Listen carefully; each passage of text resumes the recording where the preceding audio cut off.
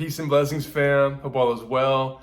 Today's Keys of Kreation theme is all about Kismet. Kismet's all about Providence, divine alignment, serendipity, everything happening at the perfect time, beyond our control, beyond our force, beyond our will. This concept that some things in life are just meant to be. Sometimes we're meant to meet certain people. We're meant to have certain experiences. We're meant to go through certain job opportunities. We're meant to travel to a certain place we feel called to go. Isn't that interesting that sometimes in life we're like, I just feel like I'm meant to be in this certain location for some reason. Maybe it's a past life thing.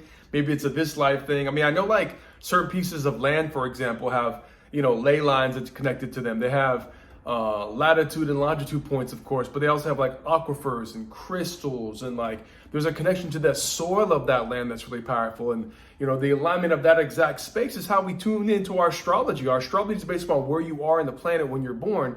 So there's something about the places you go or feel called to go that can really ignite you. Sometimes just being in a place will literally invigorate you. For me, one of those sacred places, of course, is Hawaii. I love the Hawaii Islands. It just like lifts me up in my spirit. I love being in Sedona. There's something sacred about being in Sedona, Arizona. I have a strong desire to go to Kyoto, Japan. I've never been to Kyoto, but I would love to be there in the springtime when the cherry blossoms come into full bloom. There's something about my spirit that just wants to have that experience there, So I feel called to go to places like that. I've been to Kemet. I saw the pyramids in Egypt. That really invigorated me, and I want to go back there. So tune into that as a part of your divine Kismet, Providence, free will, serendipity, tapping into the unknown. Sometimes things in life will just happen where it's like, I'm meant to have this experience. Another place where that may exist in your life is meeting certain people. You must have had an experience in your life where you met a friend, a beloved, even an animal companion that's like, I know it was meant to be that I met this person. I mean, I'll say this, my son's mother, we met on the bus many years ago. I was in LA and I was like really into that time into Buddhism. I was really into spirituality and reading books about Buddhism at the time. She was really tuning into Buddhism in her life. That was a part of her expression. And she was reading a Buddhist book on the bus, and I went up to her and made a conversation. From that conversation, created a friendship, and we ultimately had a romance, and we created a child. And wow, what would happen if I never got on that bus? What would happen if I never got on the bus that day? Maybe my child wouldn't be here right now, but I feel like it was meant to be. It was supposed to happen. I'll tell you another story. When I first heard of the artist Trevor Hall, my nephew Nico and I were living in Venice Beach, California, maybe like 15, 16 years ago, something like that. And he was like, bro, you got to check out this music. I saw this guy on the pier. He was performing a live show, Trevor Hall. I never heard of his music before, never heard of him. I played a song called Origami Crane. Which way do you fold your origami crane? Bro, I was so lit by this song. I don't know, it really inspired me. At the time, I was in a hip hop crew called Luminaries. Maybe some of y'all know Luminaries. We had a song called Be the Change that we would perform live, but we hadn't put out the recorded version of it yet in the studio. I was so inspired by this artist, I reached out to him. I never met him before. I sent him an email. I was like, hey, bro, I just came in contact with your music. I love your voice. I love your style. I love your intention. We got this song called Be the Change that I wrote. I wrote the chorus and the vibes. Like, I'd love for you to sing the chorus. I feel like it'd be really inspiring to have you on this track. So I sent him a version of the song of us performing it live, right? And I sent it in an email. A couple days passed. He reached back out and was like, bro, so many people, he says, reach out to him for collaborations, emails, DMs, and messages about doing songs together. But for some reason, he felt this strong pull, he said, to work with us, to connect with us. He loved the song I shared. He's like, let's do this and make it happen. He was in LA at the time. We met up in the studio, recorded the song. We put the song out. Ultimately, months later, shot a music video. He said yes to that too. That was another yes. Showed up for the music video shoot with Elevate, Mickey Willis. It was lit. We put the track out. And because that video came out a couple months later, there's a guy named Steve Kalishman. He was a part of an organization called Sister Cities International. He saw the music video and was so inspired by the song and the theme and the intention with Gandhi, of course, be the change you wish to see in the world. And he's a part of an organization that had a sister cities connection between Gainesville, Florida, Kfar Saba, Israel, and Kalkilia, Palestine, as a cultural exchange, unity, trilateral, tri-city connection. He was like, bro, y'all music is incredible. That song lit me up. We're about to go back to Palestine and Israel, part of our yearly pilgrimage to kind of bring unity, culture, arts, and music to the young people and the people of that area to promote unity. Would you like to come with us? I read that email and I was tripping like, yo, are you for real? Like, I've never even had an inclination to go that area, but I thought it was maybe a scam. We got on the call, verified it was a real thing. Lo and behold, me and my crew, we were heading to Palestine and Israel for 2 weeks. I had the most crazy, wild experience we've ever had in our band's lifetime. And it was amazing, transformational for sure.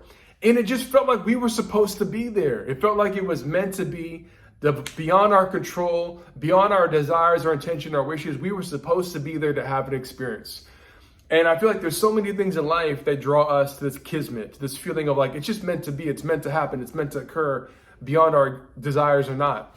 And I wanted you to tune into, where does that exist in your life? Where has it already happened? Where are you feeling called to go? There's moments of kismet that will occur that will bring divine providence, deep intention, just the unknown. Surrendering to the unknown is a big part of it too. In what ways can we surrender to this unknown energy happening in the universe beyond our control? It's hard because I feel like a part of our free will is wanting to manipulate or coerce or shift or manifest things to occur that we want or desire. But some things are just beyond our control. And it's a constant balance. Can we toe the line in the middle path, like being in that middle place where it's like, you know, we have free will, but at the same time, there's the universe conspiring its will into our lives as well. And we were somewhere in between both these experiences, trying to find that perfect balance, you know, that perfect space of alignment and tuning into the choices we make. Because I feel sometimes destiny, fate will happen, but it's like a fork in the road. You know, it's not always like, I don't know if it's always like it's gonna happen no matter what. Even that trip I mentioned, every step of the way, there was choices that could have led us down different paths. Or, you know, whether I sent the email or not to Trevor, or should I have gotten on the bus. It's presented to us, but I think there's always an option to choose, I would say. And even though some things will occur no matter what, maybe there is a co-creation in it all that we have to be mindful of, you know? And it's so profound to think of that, like, can our free will, where do we play our role in our kismet when it comes to our, you know, our life's purpose and our intentions, where we're meant to go, who we're meant to connect and what we're meant to experience.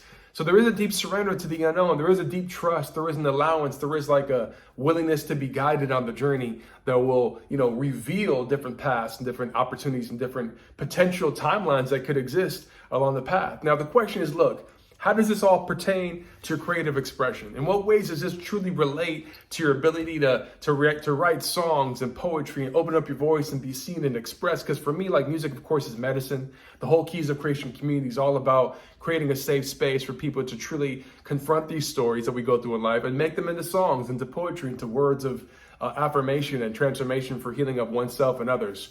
And so, you know, my invitation for you all is to tune into your creative journey. Like, maybe some of these moments have inspired or will inspire you to write a song.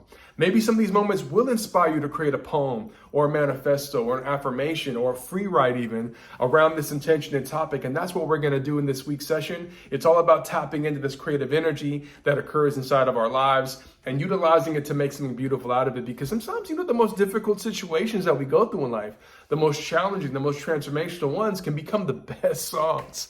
They become the best songs for sure, because like in the ups and downs, the highs and lows, we learn so many virtues and values that can be expressed.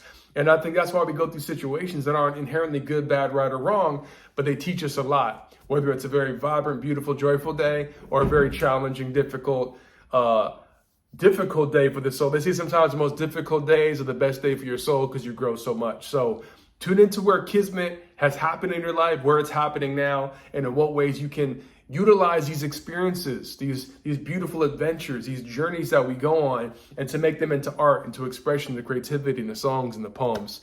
And tap in with us, Keys of Kreation. You know what we do. My name is Jay Brave, Brave Kind Soul. Hope you enjoyed today's transmission. Looking forward to dropping in more. And massive love on your day.